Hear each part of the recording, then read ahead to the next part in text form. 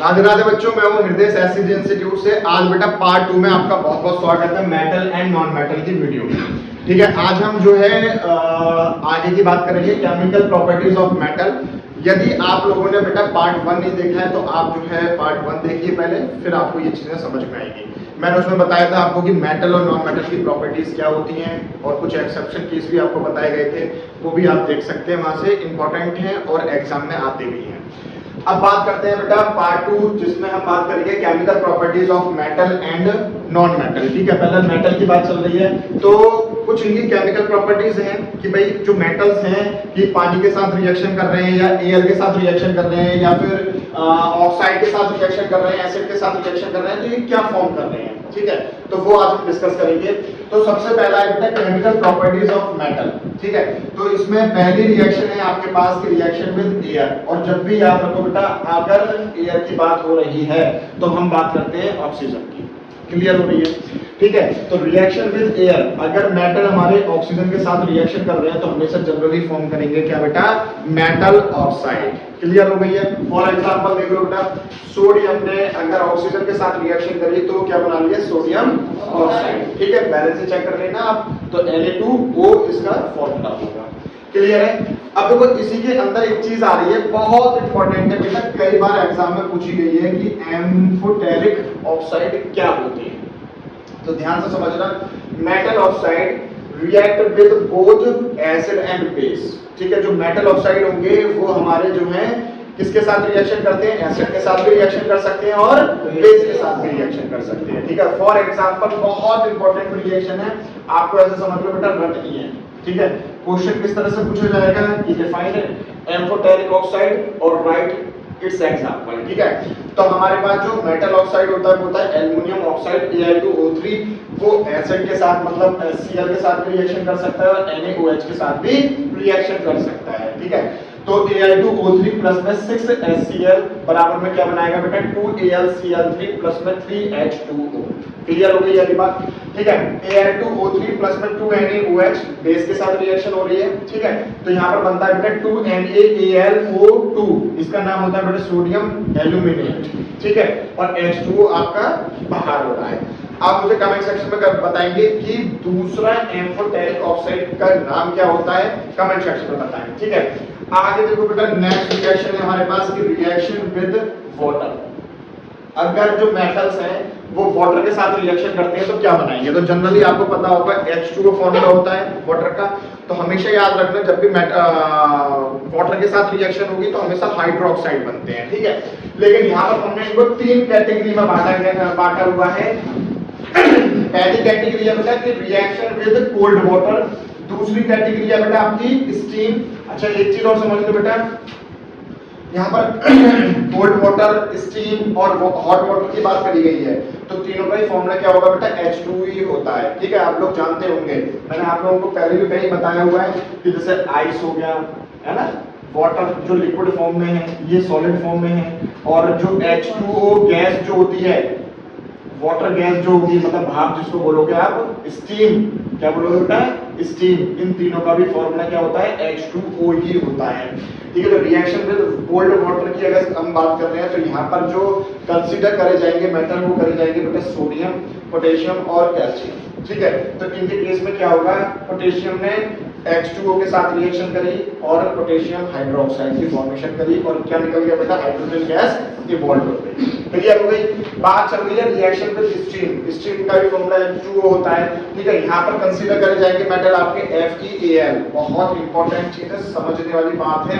आपसे पूछ लिया जाएगा कि which metal is consider for steam या फिर हॉट वाटर या फिर कोल्ड वाटर, तो आपको याद रखना है कोल्ड वाटर के लिए सोडियम, पोटेशियम और कैल्शियम कंसीडर करे जाएंगे, और स्टीम के लिए बेटा आयरन और एल्युमिनियम कंसीडर करे जाएंगे, और हॉट वाटर के लिए मैग्नीशियम कंसीडर करा जाएगा। ठीक है, तो अगर रिएक्शन विद हॉट वाटर करी जा रही है तो वो क्या कौन होगा बेटा, Mg2H2O के साथ रिएक्शन करेगा और MgOH का होल ट्वाइस फॉर्म हो जाएगा और हाइड्रोजन गैस निकल जाएगी। क्लियर हो रही है बेटा?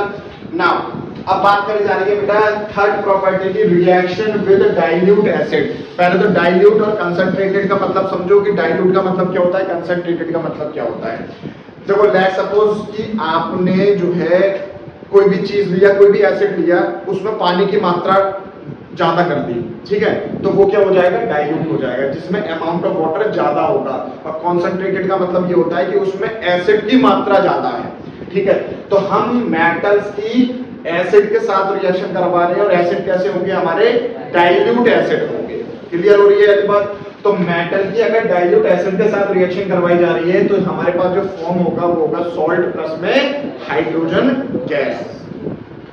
मैं भी शायद इसी पे ही मेरी एक वीडियो वायरल हुई है, अगर आप देखना चाहते हैं तो वो देख सकते हैं। टॉप मोस्ट हमारे चैनल पर जो है शॉर्ट वीडियो में पहली वीडियो है जिसमें मैंने एक्सपेरिमेंट करके दिखाया हुआ है, मेटल और एसिड के साथ रिएक्शन करवा के दिखाई गई है, जिसमें कि हाइड्रोजन गैस इवॉल्व हो रही है। आप वो वीडियो भी देख सकते हैं, ठीक है। मैं कमेंट डिस्क्रिप्शन बॉक्स में उसका लिंक डाल दूंगा। तो मेटल ले लिया हमने मैग्नीशियम, और डाइल्यूट एसिड लिया है हमने, कंसंट्रेटेड नहीं लिया है। कौन सा लिया है बेटा, डाइल्यूट एसिड लिया है HCl। तो हमारे पास फॉर्मेशन हो रही है बेटा मैग्नीशियम क्लोराइड की MgCl2 की, और हाइड्रोजन गैस इवॉल्व हो रही है। क्लियर हो रही है, यानी बात समझ में आ रही है बहुत अच्छे से। अच्छा देखो बेटा, यहाँ पर मैंने स्टार इसलिए लगाया हुआ है, ये एक एक्सेप्शन केस है, ठीक है।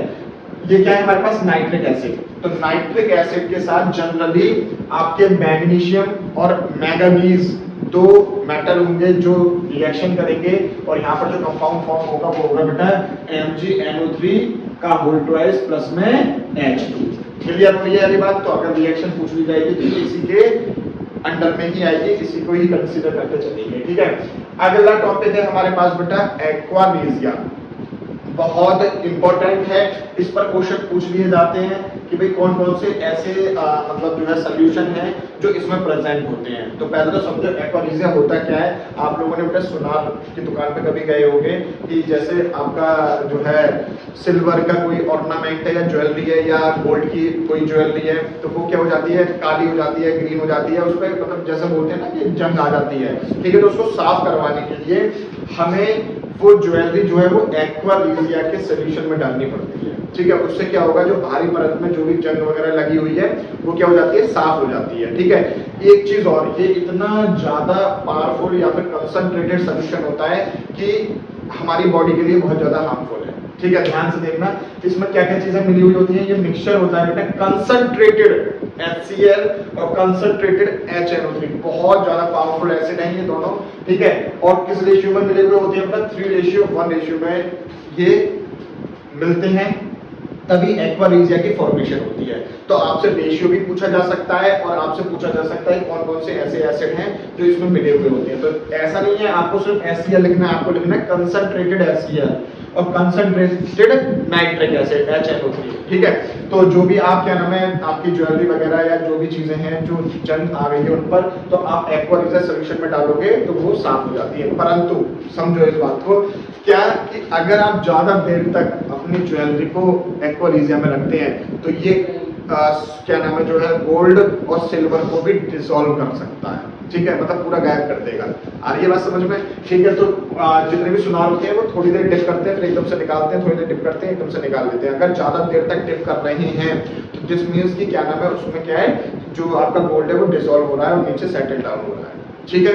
क्लियर हुई वाली बात ना? फोर्थ प्रॉपर्टी है बेटा आपकी केमिकल प्रॉपर्टी है कि reaction with other metal compound.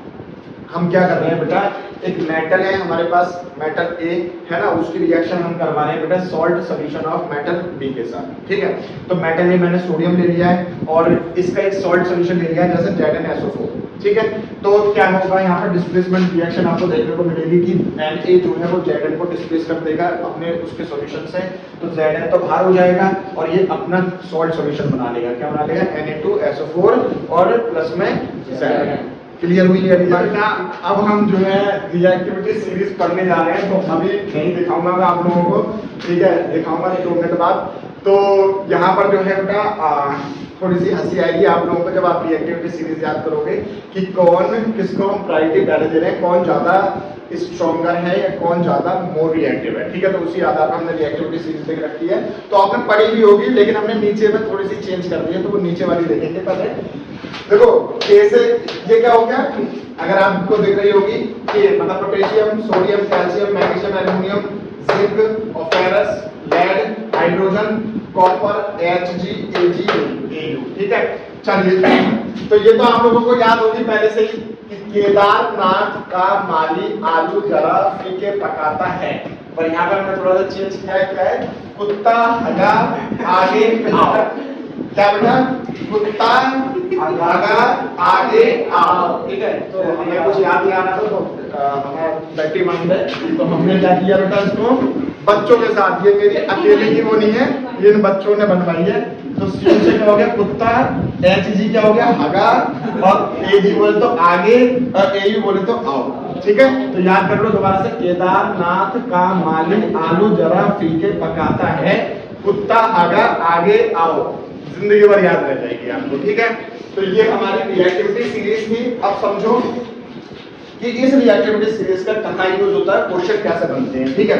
आपको क्या कहा जाएगा, कुछ एक सॉल्यूशन दे दिए जाएंगे। लेट्स सपोज दे दिया गया भाई ZnSO4, ठीक है। अब आपको क्या दिया जाएगा कि भाई इसके साथ रिएक्शन करवाओ तो क्या बनेगा, है ना, इस तरह से बोल दिया गया है। तो ध्यान से सुनना, सोडियम ज्यादा मोर रिएक्टिव है Zn से। देखो सोडियम यहाँ पर है आपका और Zn आपका यहाँ पर है, तो ये इसको डिस्प्लेस कर सकता है आसानी से। लेकिन अगर क्वेश्चन आपका बेटा ये आ जाए Zn प्लस में Na2SO4 तो क्या रिएक्शन होगी, बताएं। Zn प्लस में Na2SO4 अगर रिएक्शन करते हैं तो क्या होगा? तो यहाँ पर बेटा रिएक्शन नहीं होगी। क्या लिखोगे आप? No reaction. क्यों? क्योंकि Zn जो है वो Na को डिस्प्लेस नहीं कर सकता, क्योंकि Na जो होगा वो ज्यादा रिएक्टिव होगा या मोर रिएक्टिव होगा। क्लियर हो रही है ये बात, ठीक है। तो ये थी रिएक्टिविटी सीरीज। बहुत सारे क्वेश्चन हैं, वो भी हम डिस्कस करेंगे नेक्स्ट पार्ट में। इस पार्ट को यहाँ पर ही खत्म कर रहे हैं। अगले वाले पार्ट में जो है हम इलेक्ट्रॉन डॉट स्ट्रक्चर बनाना सीखेंगे और आयनिक प्रॉपर्टीज भी देखेंगे, आयनिक कंपाउंड की प्रॉपर्टीज और अकरेंस ऑफ मेटल भी पढ़ेंगे, ठीक है। तो इस वीडियो को यहाँ यहीं खत्म करते हैं, रिएक्टिविटी सीरीज तक।